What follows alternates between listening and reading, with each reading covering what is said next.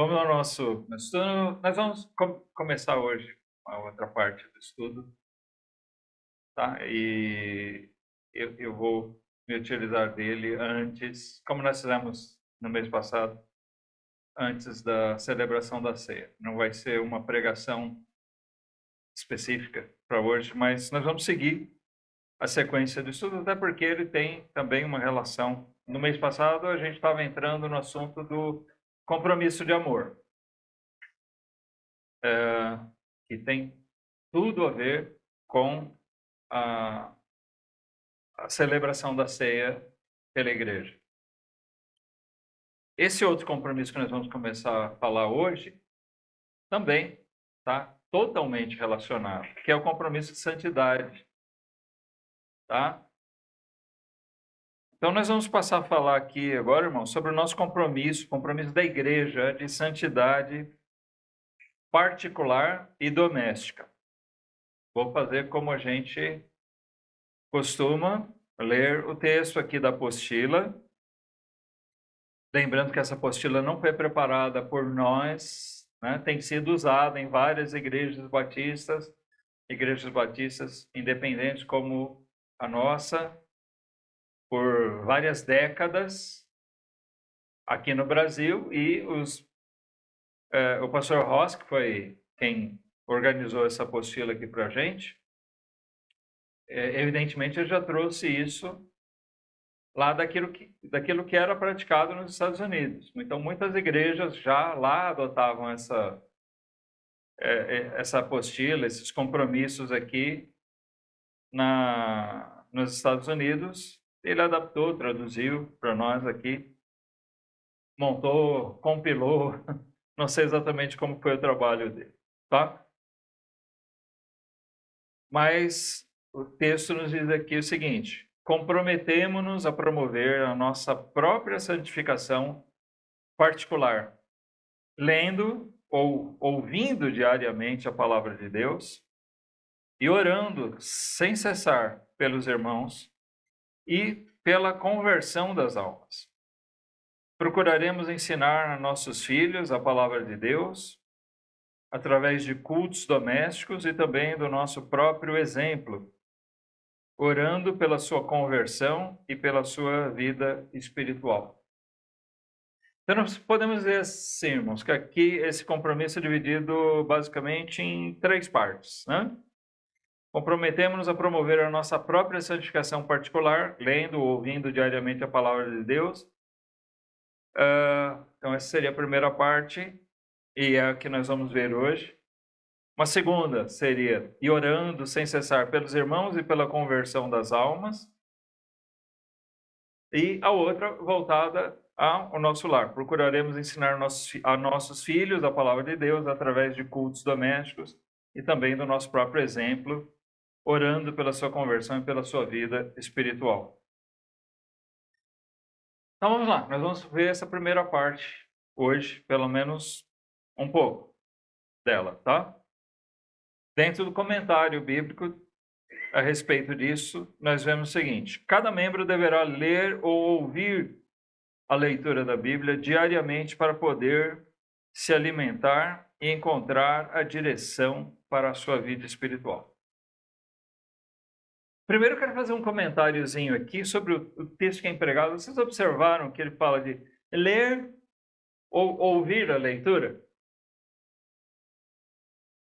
Hoje, nós até usamos isso como um recurso. Eu conheço muitos irmãos que ouvem pregações, ouvem a leitura da Bíblia, às vezes no trânsito, né? Gravado. A gente tem recurso, Bíblia no celular ali, você pode pôr para ouvir. Mas, certamente no tempo em que isso foi escrito, aqui, nós tínhamos um grau de analfabetismo muito maior no país.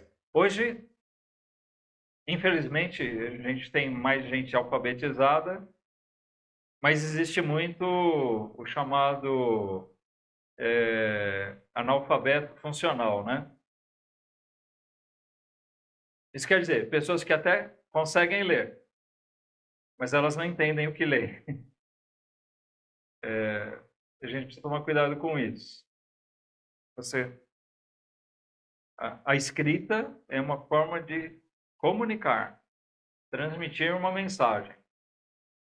Então, quando nós lemos, nós temos que nos forçar a pôr atenção àquilo que nós lemos, o que aquilo está comunicando para nós. Infelizmente, o método de ensino, né, tem feito esse estrago assim, com muitas das nossas crianças, nossos jovens, e eles realmente não conseguem entender nada do que leem. Mas naquele tempo tinha muita gente que realmente não sabia ler. Ainda existe, mas existia muito mais. Nos anos 70, o governo promoveu um trabalho chamado Mobral, né, o Movimento Brasileiro de Alfabetização. Eu não sei por que cargas d'água, eu era criança, mas uma vez eu fui com alguém numa aula do Mobral. Eu lembro as pessoas já adultas, né, ou idosas, estavam lá sendo alfabetizadas. Realmente é uma lembrança muito vaga que eu tenho da minha infância. Não sei com quem eu fui, por que fui. Eu sei que eu já estive lá. Mas por que eu estou falando isso e relembrando isso? Porque certamente isso foi colocado dessa maneira, não pensando nos recursos que nós temos de ouvir a palavra hoje, mas porque muitas pessoas realmente precisavam se utilizar daquele recurso de que alguém lesse para elas. Talvez um filho alfabetizado ler para um pai que não tem leitura, né? Hoje nós podemos ouvir de outra maneira. Mas eu chamo a atenção, irmãos, a necessidade de a gente ouvir e entender aquilo que está sendo dito, ou ler e entender o que está sendo lido. Porque senão a Bíblia se torna totalmente sem sentido. Nesse aspecto, aqueles programas de leitura bíblica, eles são úteis como uma ferramenta para estimular, serve como um desafio para nós lermos a Bíblia todo dia, né? Fazer um plano de leitura anual, bienal, serve como um estímulo. Mas eu sempre tenho receio desse método quando as pessoas se põem a ler, isso é muito comum acontecer, mas ler mecanicamente. Cumprir minha meta, eu tinha que ler 3 capítulos da Bíblia hoje. Eu li os 3 capítulos, aí você pergunta sobre o que fala, e a pessoa não vai lembrar nada. Aí eu pergunto para vocês, o que será melhor? Você ler 1 ou 2 versículos e lembrar do que foi ensinado? Ou você ler 3 capítulos, 5 capítulos e não lembrar de nada? Né? Porque a intenção da leitura bíblica, irmãos, é essa, é que ela esteja nos instruindo dentro da vontade de Deus. Amém? Nós temos que estar lendo a Bíblia com esse propósito. O que Deus está me dizendo nesse trecho da sua palavra aqui? O que é que eu posso aprender aqui? Que doutrina eu posso tirar daqui? Que ensinamento prático eu posso tirar daqui? Isso faz parte do nosso compromisso de santificação. Não existe santificação sem a leitura da Bíblia. Só tem um jeito de eu ser santo. Qual é? O jeito de nós sermos santos é fazer... Hã? Quem? De onde está vindo ele? Vamos, irmão? Ah, tá. Mas nós vamos chegar aí, irmão. Minha pergunta, né? Assim, isso. Fazer a vontade de Deus. O irmão já foi direto nos finalmente. Né? Mas eu queria chegar aí, eu queria passar por esse estágio aí. O único jeito de a gente ser santo é fazendo a vontade de Deus. Amém? Mas como é que eu vou fazer a vontade de Deus se eu não conhecer qual é ela? E para conhecer a vontade de Deus, aí sim, eu preciso da leitura bíblica. Certo? Aí é o que o irmão tinha falado, ele já foi direto lá. Nós precisamos ler a Bíblia. Nós temos dificuldade com isso? Vou fazer uma pergunta aqui indiscreta. Quem aqui realmente lê a Bíblia todos os dias? Erga a mão.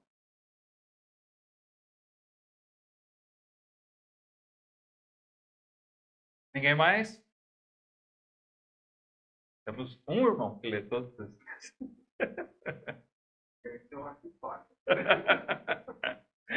Então não é. Né? Quando eu pergunto, todos os dias mesmo. Muitas vezes escapa, hoje não deu. Você lê um dia sim, outro não. Né? Mas quem realmente tira tempo para ler a Bíblia pelo menos 3 vezes durante a semana, bom, já está num nível aceitável, né? Considerando assim o padrão geral. O que eu quero dizer com isso, irmãos, é que realmente é muito raro um crente que efetivamente lê a sua Bíblia todos os dias. Aí a gente pergunta, por que é que as igrejas estão do jeito que estão?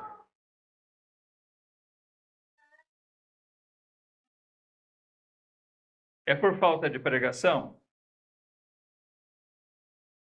Em alguns lugares também falta isso. Mas muitos crentes vão a uma boa igreja, ouvem uma boa pregação, mas se alimentam quase que exclusivamente daquilo. Tá? Aí eu pergunto, isso é o suficiente para nós? Ouvir 1, 2, 3 pregações boas durante a semana? Será suficiente? Não, irmãos, nós somos seres tão falhos, tão fracos, que realmente nós não deveríamos nos apartar nunca da palavra de Deus. A gente precisaria ter um contato constante com ela. Bem-aventurado é o crente que tem isso na sua vida, que faz isso, que lê a Bíblia todos os dias. Talvez não só uma vez. Aquele crente que tira, né, um tempinho durante o seu dia, pela manhã, à noite. Porque quando nós fazemos isso, nós nos aproximamos mais da palavra de Deus. E nos aproximando mais da palavra dele, automaticamente nós nos aproximamos mais de Deus mesmo. Nossa comunhão com ele é melhor. Aí nós estamos falando de um compromisso da igreja. Os pregadores têm um compromisso de pregar a Bíblia fielmente. Né? Eu até costumo perguntar para os irmãos: você vai pregar? Você está bem? Tem condição de pregar? Você pode pregar? Às vezes você não pode porque não tem alguma coisa preparada. Às vezes você não está preparado, né? É melhor que diga, olha, não estou em condição. É triste quando a gente ouve isso, mas às vezes é necessário. Tá? Bom, não me sinto em condição de pregar, não estou bem. É melhor que ele vá e se trate primeiro, para poder trazer realmente alguma coisa de qualidade. Mas não é só a pregação que vai resolver o nosso problema. Nós verdadeiramente carecemos, para ser uma igreja forte, nós carecemos de uma igreja onde cada um de nós busca essa santidade. E essa santidade não vai ser encontrada em lugar nenhum a não ser na palavra de Deus.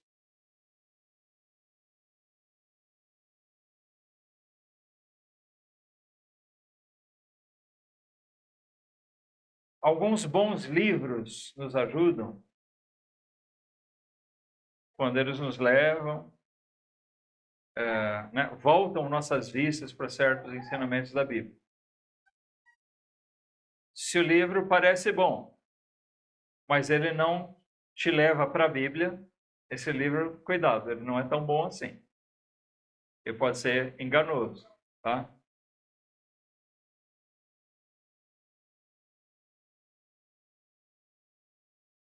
É uma forma de nós sermos levados a colher os ensinamentos da Bíblia através de um bom livro. Mas esse livro em si não vai substituir a palavra de Deus. Porque a palavra final é dela. A palavra final, na verdade, é de Deus, quem inspirou cada um desses autores.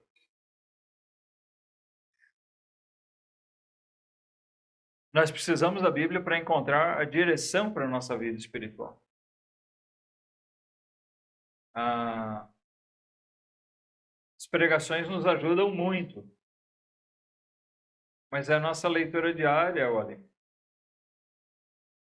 Alguém faz comparação. A palavra de Deus é o nosso alimento. A Bíblia mesmo, nós vamos ver alguns versículos que falam dela como um alimento espiritual para nós, o pão da palavra.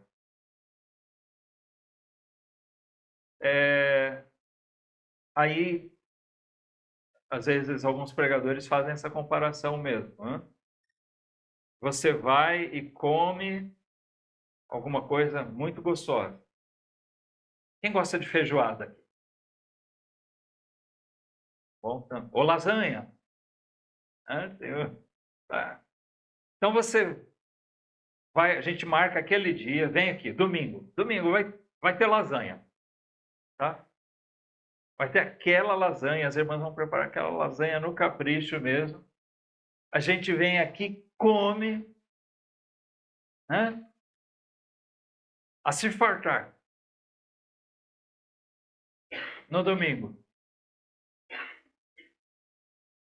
Lasanha, pudim de leite.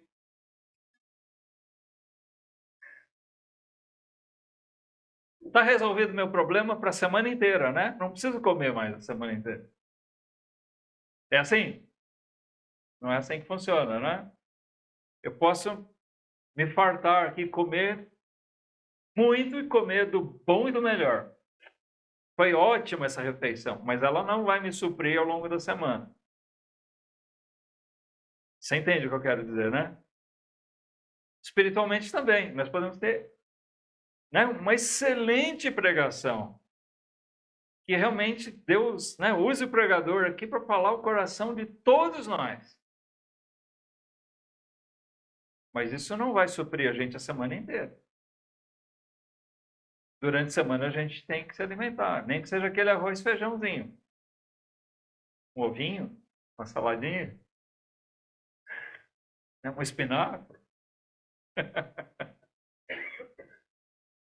Mas a gente precisa continuar se alimentando. 2 Timóteo 3.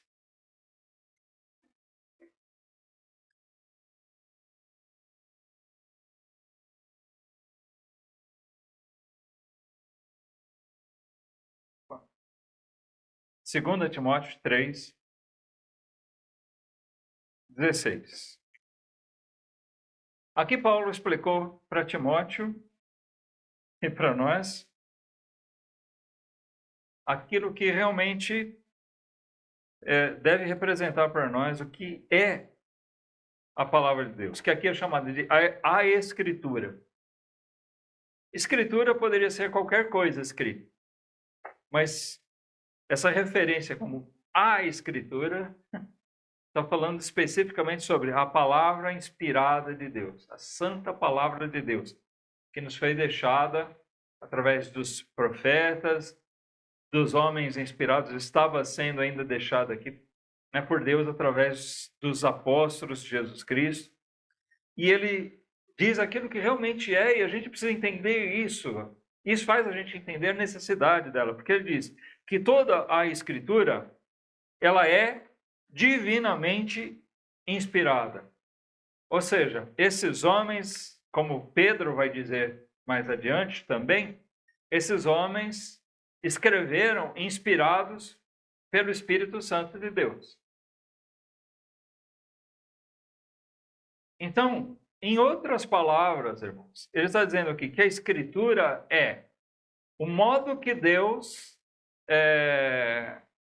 que aprove a ele de falar com o seu povo. Tá certo? A Escritura é divinamente inspirada. Por que é que Deus inspirou esses homens para escrever? Porque ele queria falar com a gente. Deus poderia ter se determinado a falar individualmente com cada um, mas imagina que bagunça que seria, né? Pessoas que defendem ainda hoje, né, que Deus continua inspirando da mesma maneira, inclusive pregadores, cuidado, né? Nós não falamos, hoje um pregador é inspirado por Deus. Não, nós podemos ser iluminados por Deus, é outra coisa.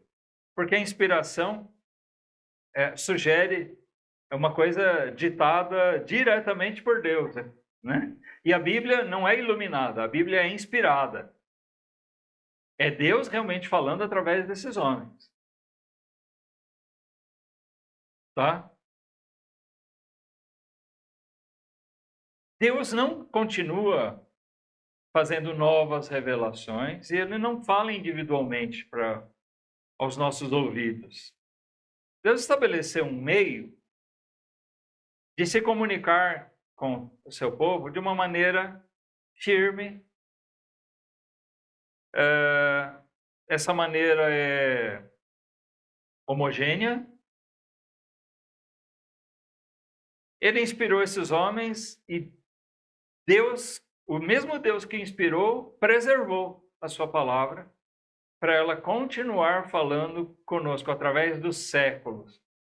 Então, desde o término da Escritura, né, da revelação do Novo Testamento, lá se vão aí 1.900 anos, irmãos. Tomando por base que João escreveu o Apocalipse ali próximo do ano 100. Então, são quase 2.000 anos que Deus cessou suas revelações, mas ele continua falando a todos os crentes ao longo de todo esse tempo, tendo feito esse trabalho, essa obra de inspirar esses homens. De maneira que Paulo diz toda a Escritura, não parte dela, toda a Escritura é divinamente inspirada. Cuidado também, porque tem gente por aí, né? Vou abrir um parênteses aqui, tratar de uma questão teológica. No que diz respeito à inspiração das Escrituras, tem uma linha de estudiosos, né? Que se dizem estudiosos, que dizem assim, que a Bíblia contém a palavra de Deus. Cuidado com essa afirmação. Se alguém disser, a Bíblia contém a palavra de Deus, não diga amém. Tá? Porque isso é uma heresia. Agora, se alguém disser, a Bíblia é a palavra de Deus, tem base bíblica. Paulo disse, a Bíblia, a Escritura é divinamente inspirada. A Bíblia é a revelação de Deus. A Bíblia é a palavra de Deus. Para isso nós podemos dizer amém. É verdade, é verdade. Amém quer dizer, é isso, é verdade. Assim seja. Vamos continuar. Então, Paulo disse, toda a Escritura é divinamente inspirada. Mas para quê? Para que Deus inspirou esses homens?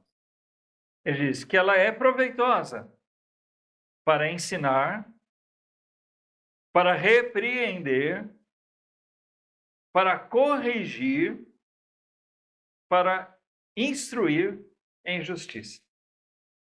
Lembrando que justiça é a maneira que é utilizada na Bíblia para expressar a vontade de Deus.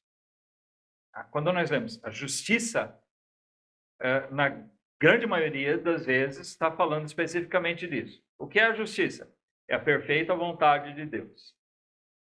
Se você pegar lá o Salmo 119, o capítulo mais longo da Bíblia, que fala inteirinho sobre a Escritura, você vai ver, cada versículo faz referência à Bíblia de uma maneira diferente. E você vai ver lá várias vezes a expressão, a justiça. Tá?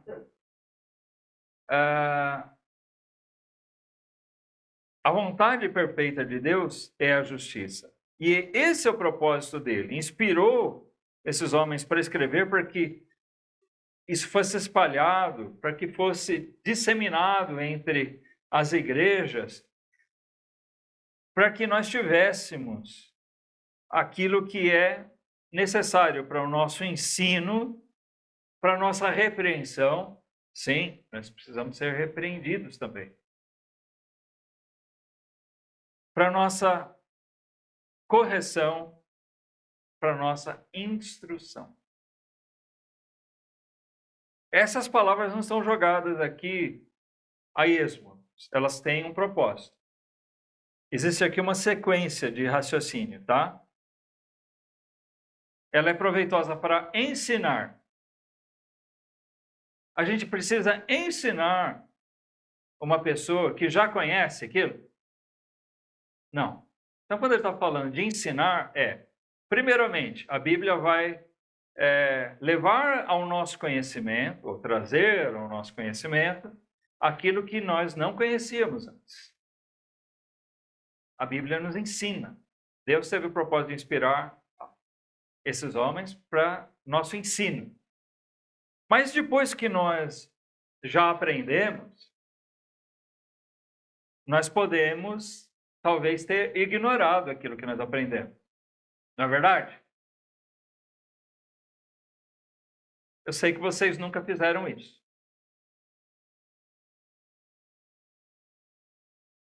Ironia é pecado?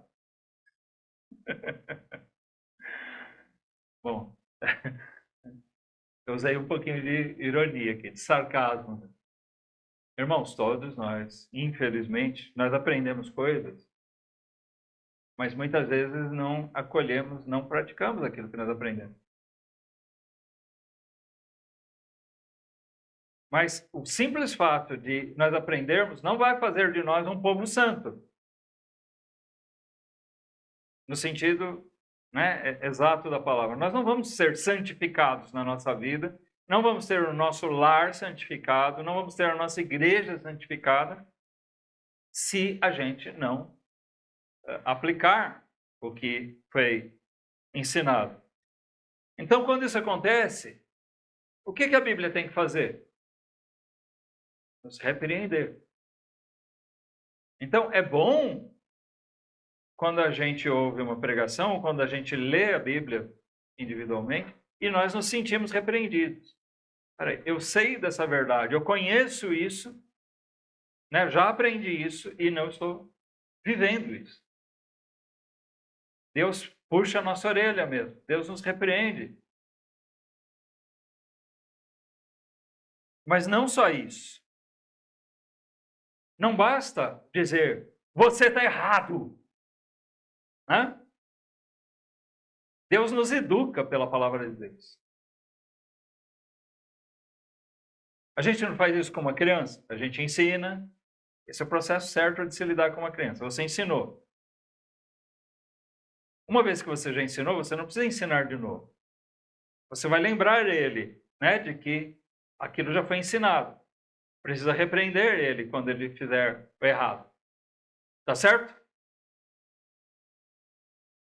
Bom, Mas eu vou repreender e simplesmente dizer: você está fazendo tudo errado, você é um burro, você é mau.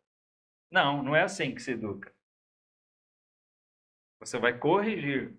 Você está fazendo errado porque você está fazendo assim, assim, assado. Você repreende. Mas agora eu vou corrigir. O jeito certo de fazer é aquele que eu te ensinei. É assim. E Deus faz isso com a gente. Ele não só mostra o nosso erro, mas ele mostra como fazer o certo. Onde é que nós estamos errando? Basta que nós ponhamos nossa atenção na palavra de Deus. Amém? Se você não prestar atenção na palavra, você não vai ser repreendido, você não vai ser corrigido. É por isso que a gente precisa ler constantemente a Bíblia. E ele diz também que, finalmente, mediante isso, nós vamos ser instruídos em justiça. Ou seja, nós vamos ser orientados, guiados, conduzidos dentro da vontade de Deus. Sendo ensinados, repreendidos, corrigidos, nós estamos sendo conduzidos nesse caminho santo. É isso que todos nós precisamos na igreja, irmãos. Todos nós precisamos. Todos.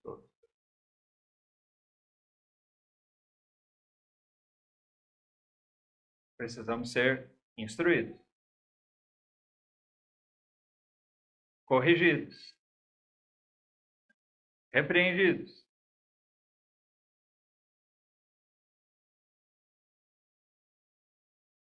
Deus é persistente com a gente. Como nós temos que ser com as crianças, né?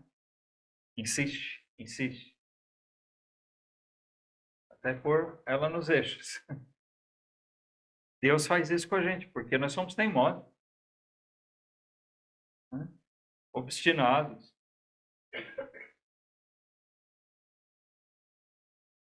Mas por meio da palavra de Deus, essa obstinação vai sendo quebrada. E nós vamos sendo conduzidos em verdadeira justiça e santidade. É isso que se requer da igreja. A igreja é o coletivo, mas a igreja é o coletivo de individualidades, né? Somos nós que formamos a igreja. Sabe, irmãos, é muito importante esse conceito bíblico que nós carregamos a respeito de igreja. Que a igreja não são as paredes. Infelizmente, muita gente tem essa visão, né? O catolicismo impregnou essa ideia no meio do nosso povo brasileiro, particularmente, e acho que em outros lugares também, né? O conceito de igreja é o lugar onde as pessoas vão se reunir. Para a gente não importa se é aqui, se é na rua, se é num barraco, se é na casa de um irmão. Quando o povo de Deus está lá, está representada toda a igreja. Mas quando está cada um na sua casa, a igreja não existe? Ou ela continua existindo? Ela só não está reunida, mas ela continua existindo. A mesma santidade que deve ser cultivada aqui quando a gente está junto é a mesma que tem que ser cultivada quando nós estamos espalhados por aí. No trabalho, na escola, em casa, na rua, no lazer. Certo? Nós vamos parar por aqui hoje. Vamos ficar só com esse primeiro texto, que é introdutório a esse ponto. Nós vamos lembrar de quanto nós precisamos da palavra de Deus em cada dia da nossa vida. Nós vamos celebrar a ceia. A ceia fala da morte de Jesus Cristo. E ele morreu, verteu seu sangue para nos lavar dos nossos pecados e fazer de nós um povo santo. Amém? Então, quando a gente celebra a ceia, nós estamos falando disso.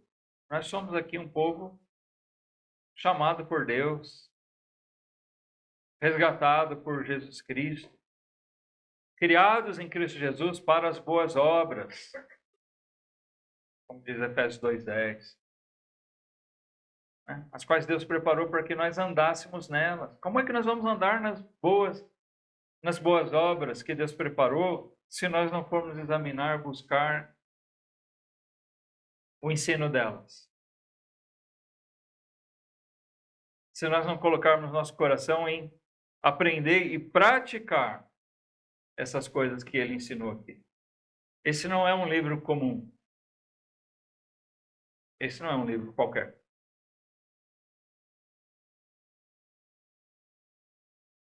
Ele contém a palavra de Deus. Não, ele é a palavra de Deus.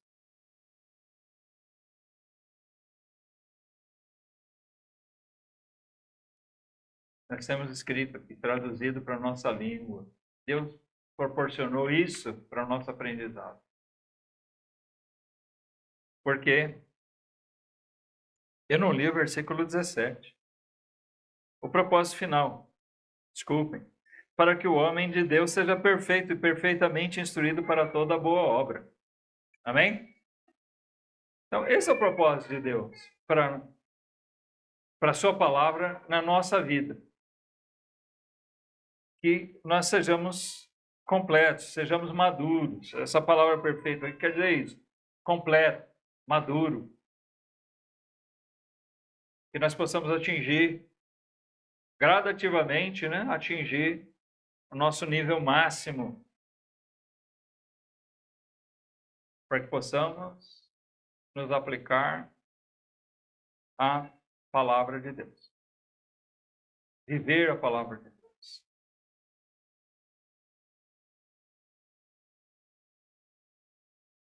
E assim, esse é um dos fatos que nós relembramos quando celebramos a ceia. E nós vamos fazer isso agora. Amém?